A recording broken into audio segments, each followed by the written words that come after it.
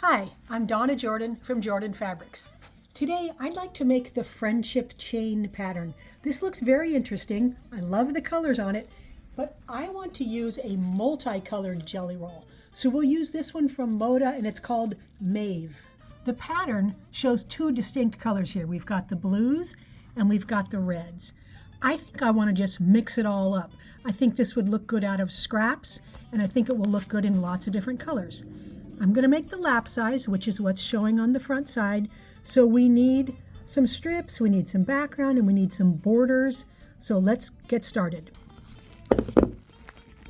The cutting is pretty easy. Most of the strips, we're just going to cut them in half. So we have a piece that's about 20 by 2.5 inches. So I'm going to go ahead and just slice all of these in half. Feel free to separate your strips into two color piles if you like. So we might pick out these darker and purpler ones for where the pattern calls for blue, and then we could use these pinker ones for where the pattern calls for red, and that will give us more of that chain look. The next thing we need are some background strips. There's just a couple different sizes. I can't give you the exact sizes because it's not my pattern. But Cozy Quilt's patterns are very easy to follow. I like to use a little dumbbell weight here to hold my ruler down when I'm cutting strips. It's almost like a third hand up there, so I can hold it here, the weight will hold it there, and it tends to not move at all if you do that.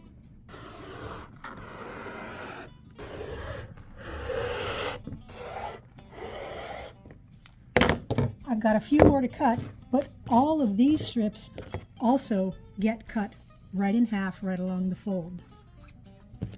Next step is to make some strip sets. The first strip set is going to have one of these, then you can pick an alternate color, and then a background. And then we'll pick a different one from this stack, and a different one from this stack. And we'll end with that. So we're going to take these to the sewing machine and sew them side by side. To make the strip set, we've just got 5 strips. So we're just going to put one on, then the next, then the next. And I'm just lining up those pinked edges, stitching all the way down and making sure I don't stretch either one of the strips.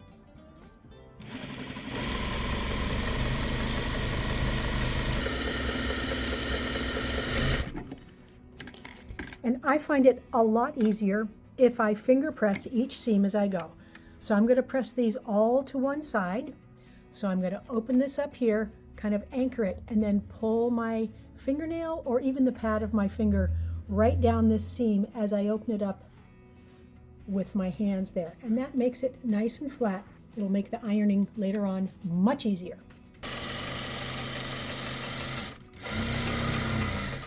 Actually, I had a second thought about the way this seam is going to go. Instead of going towards the light, I want it to go towards the dark. It's always better to go towards the dark if you can, then you won't get any shadowing from your seam allowance over here. So I'm going to press this away from the background, and I will do that with the next strip that comes on. I'll go away from the background and then towards the edge. Even though it's been finger pressed, we do want to iron it nice and flat. So I usually smooth it out with my hands so I can make sure I can feel those seam allowances going the way I want. And then I just press each one a little bit individually.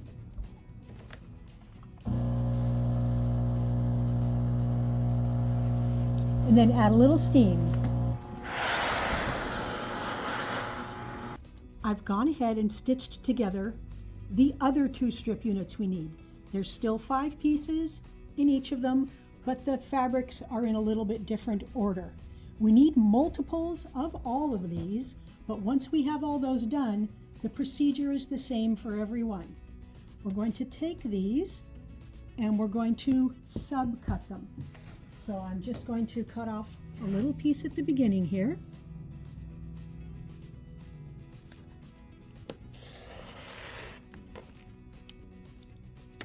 And we'll get 8 strip units just like this. from each of these. So I'm going to make all of the rest of these and get them all cut up, and then we'll be ready to put them together to make our first block. I'm here at the machine. I've got 2 of this strip unit we made first, and then I've got 2 of the second one and 1 of the third, and we're just going to sew these side by side.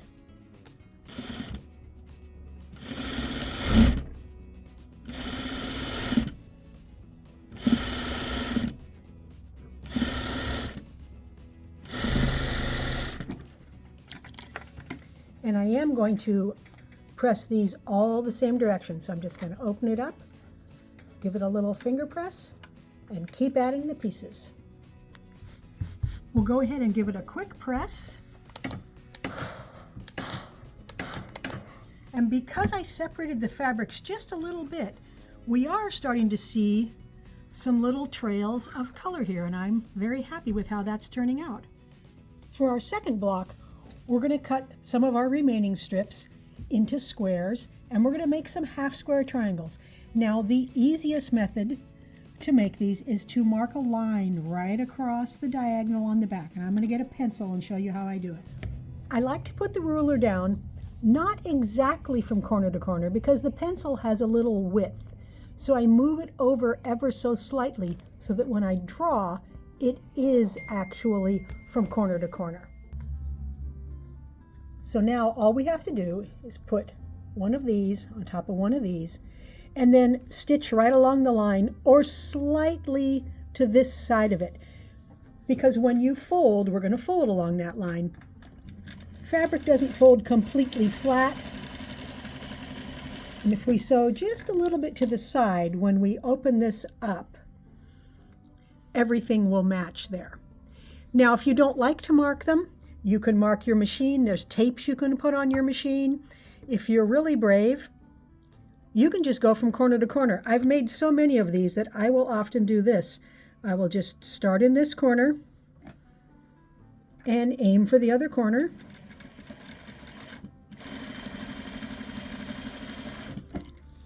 And check before you do a whole bunch of them. Make sure that everything is meeting up there, and it looks like it is. So we'll go ahead and make a bunch of these. Next step is to fold this open, and I like to do that by putting the background down and folding open the print, making sure the edges line up, and then give it a little pressing. Then let's trim away these back 2 layers so we don't have so much bulk. So I'm going to cut it so there's a 1/4 inch seam allowance left. You can use your blade or you can use scissors like I did. Here's how the next block starts. We're going to use a print in the middle, and we're going to use 4 of these backgrounds in all 4 corners. Then we're going to pick 4 of these guys out, and we're just going to twirl them around the center. So this one gets twirled once. You can always just put it here, twirl it the same way. This one here, 1 twirl there, and it makes a little star. So all we have to do is sew them in rows, sew the rows together.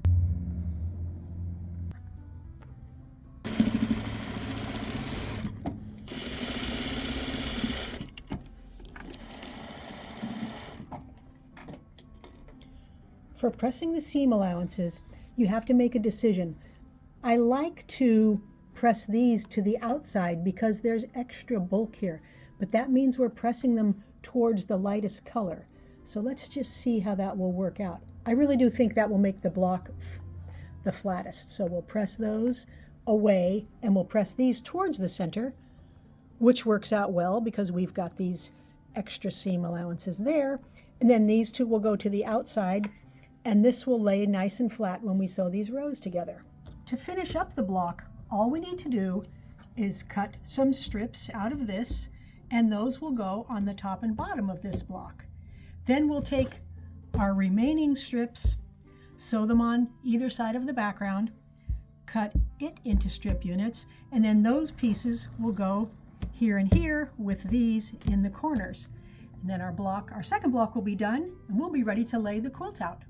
I've got all of each block done, and we're ready to lay them out. This is always the most fun part for me. So the block can be turned any way. It's the same in all directions. We'll do one of those and one of these, and we're just going to alternate throughout the quilt.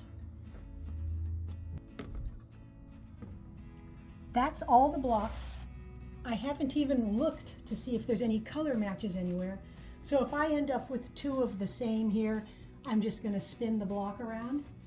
It just is automatically very balanced and very good looking. Now is a good time to take a picture with your camera and make sure all your stars are turned to the right way. When I made them earlier, I had a couple blocks turned the wrong way. Very easy to stitch it together from here.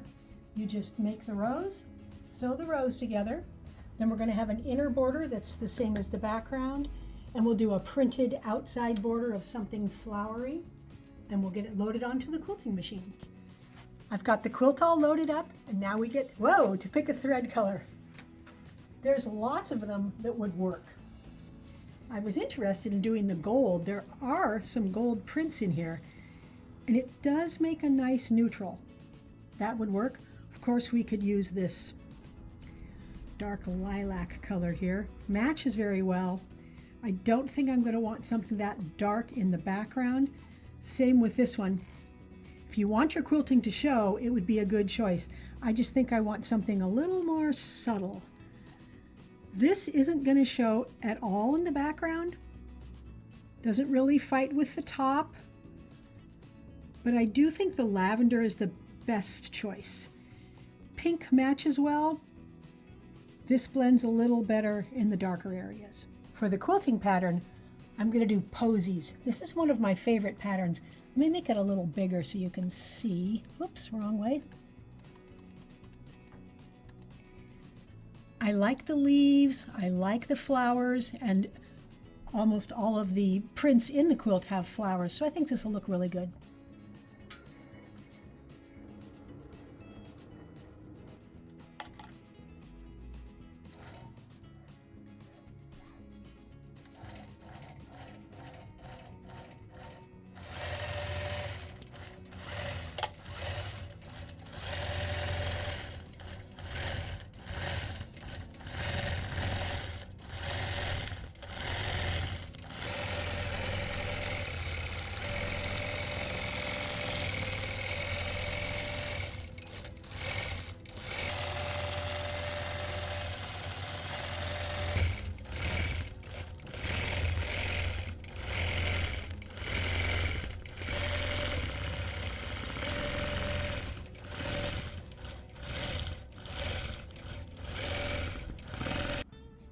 The friendship chain quilt is all done. I'm very happy with how it turned out. I used darker prints in all of the stars, so they are pretty prominent. So when I picked out all the fabrics I was going to use, I left those aside to use here. Then you can see a slight color change, a little bit pinker here, a little bit purpler here. Now you don't have to do that. If you're making this with scraps or a multicolored jelly roll, this would look great even if there weren't some different color bands there. The pattern, it calls for 21 and 26 strips, but I was actually able to get it all from one jelly roll. So I had some pieces left like this, I had a couple strips left, and I had to take a couple pieces apart to make maybe the last few of these, but I didn't need any extra strips for my quilt. You might want to buy extra fabric because then you can get better color choices of what goes where. The quilting pattern, it's very understated, but you can see these flowers here. You can see that nice leaf. I love this pinkish magenta binding. And let's see what the back looks like. Ah, lovely print. Quilting totally recedes, but we've got these nice daisies here. I don't know if I mentioned, this is a collection from Moda called Maeve. Really nice and cheerful. Very happy with how it turned out. Thanks so much for watching our video today. We hope you enjoyed it. I really have tons of fun making the quilts and making the videos for you. Now at the end of every video, we like to do a giveaway. Today's giveaway, this is a pattern from Antler Quilt Designs, and it's called French Twist. And it's got all these happy, cheerful daisies and blues and yellows. Very easy to enter the giveaway. Just click right below this video where it says giveaway and put in your name and email address. You might win this quilt. Now, if you like our tutorials and you want to support us, the best thing you can do is subscribe to our YouTube channel. That really helps us out. Happy quilting!